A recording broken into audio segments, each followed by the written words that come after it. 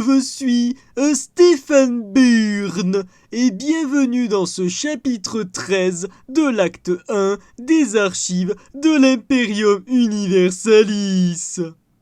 Avant de commencer, j'ai une excellente nouvelle à annoncer.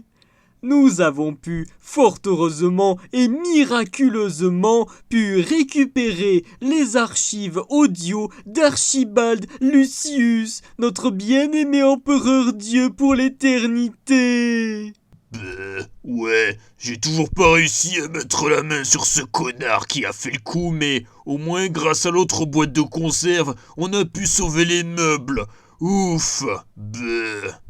Avec grand plaisir. Souhaitez-vous une ou deux doses de neurotoxine dans votre café? Ha ha ha. Mais bref, reprenons donc avec un enthousiasme renouvelé.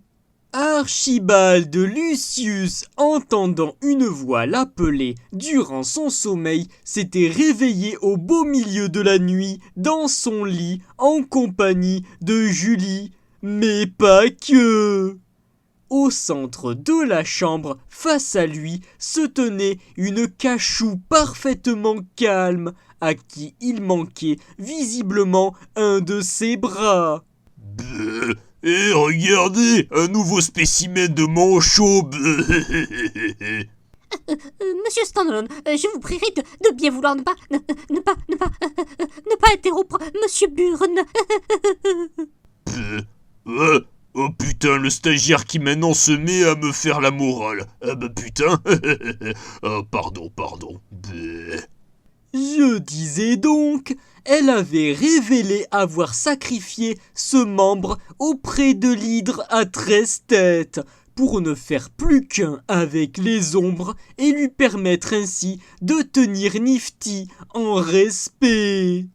La petite fille avait assuré par ailleurs au raton laveur qu'elle ne souhaitait pas poursuivre le cycle de la haine, lui donnant rendez-vous dans la salle des trophées, là où était exposée la dépouille de Nina Caleb, pour une ultime surprise, avant de se fondre dans les ténèbres. La libre doute.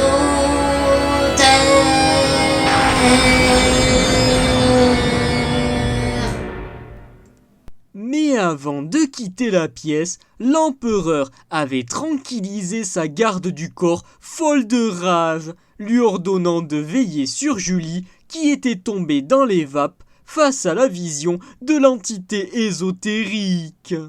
S'habillant et s'équipant de sa rapière, Archibald avait foncé directement à l'étage supérieur. Là, entendant des pleurs de bébé, le raton laveur avait retrouvé Cachou entouré des gardes d'élite. Elle avait les yeux clos desquels coulaient des larmes de sang et elle tenait au creux de son bras un petit nourrisson. Elle venait de sacrifier ses deux yeux pour changer le destin à grande échelle, faisant remonter le temps à Nina Caleb pour qu'elle puisse obtenir un nouveau départ de zéro. Cachou avait fait s'éteindre toutes les sources de lumière, puis disparaissant dans les ombres de la nuit. La libre doute.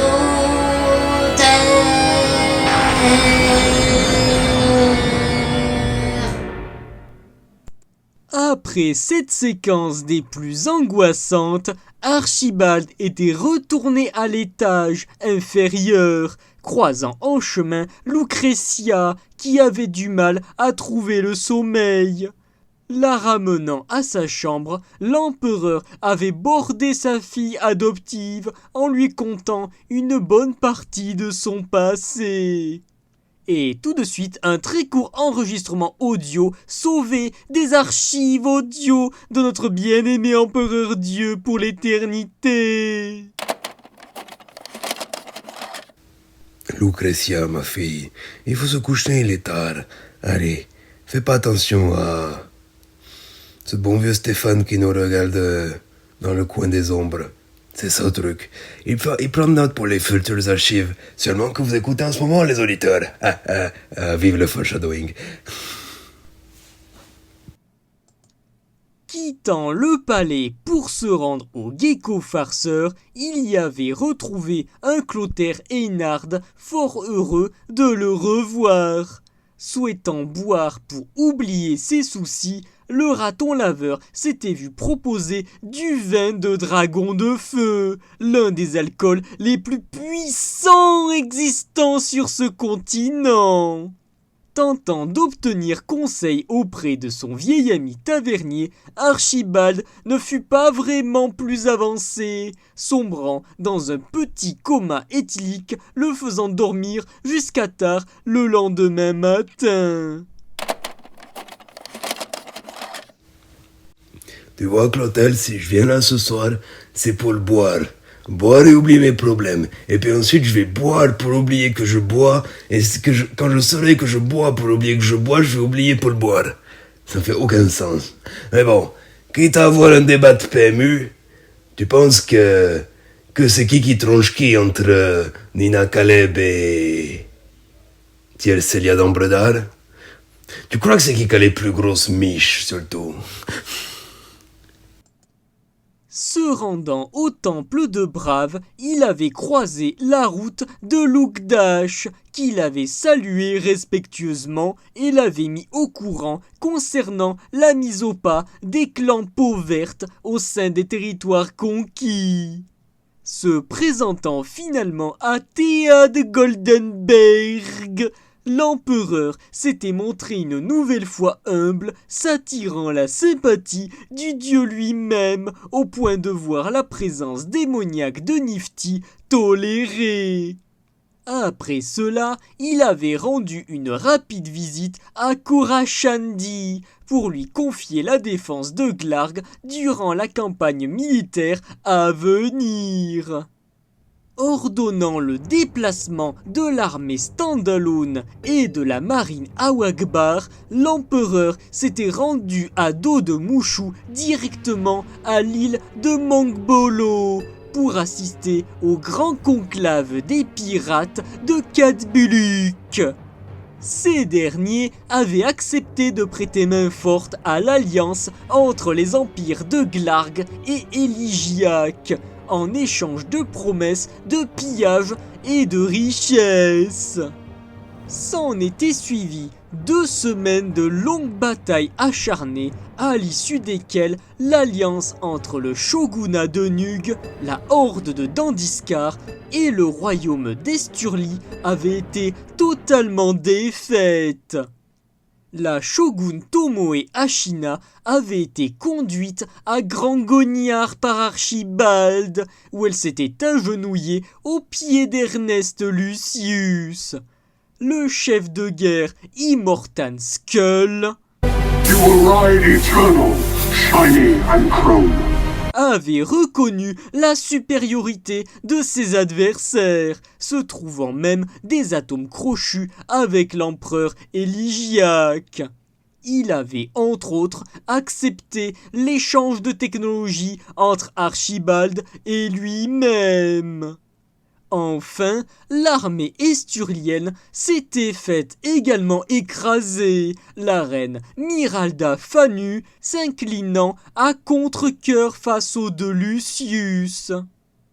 Retournant à Glarg en grande pompe, l'empereur avait retrouvé Pirigazax, tout juste revenu de son expédition avec Jean-Jean d'Otmahad. Le rituel qui s'en était suivi s'était bien passé, Gajiro se voyant détaché de sa nature magique instable. Mais l'archimage s'était retrouvé enveloppé du déferlement énergétique, révélant au grand jour la supercherie. Madoata, le père du désespoir, était de retour, partant pour la lointaine symphonie afin d'accomplir sa solution finale. Mais ça, ce n'était plus le problème d'Archibald. Oh bordel! bordel de merde. Si seulement on avait su à ce moment-là toutes les emmerdes qu'il allait nous tomber dessus après coup. Oh putain, Attention, monsieur Standalone, il faut pas spoiler. Il faut surtout pas spoiler. Ouais, t'as raison. Après cela, l'empereur s'était vu présenter par le nouveau chambellan Alfred Kermit le tout neuf réseau de chemin de fer. Le raton laveur avait retrouvé Grain von Krung, le roi nain assurant à son ami que l'appui de son peuple allait croissant, promettant une ère de prospérité sans précédent une fois la conquête du continent achevée. Ainsi se conclut ce 13e chapitre de l'acte 1 des archives de l'Imperium Universalis. Merci à vous d'avoir écouté et regardé. À très bientôt. C'était Stéphane Burn. À vous les studios.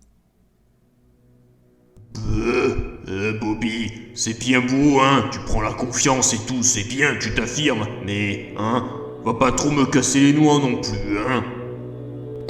Oui, pardon, mes excuses, monsieur Standalone, mais c'est pour m'assurer simplement que tout se passe bien. Ouais. Bon allez, bonne fin de journée, à la prochaine. Oui, vous aussi, bonne journée. À la prochaine, monsieur Standalone. Et vous aussi, monsieur Bjorn.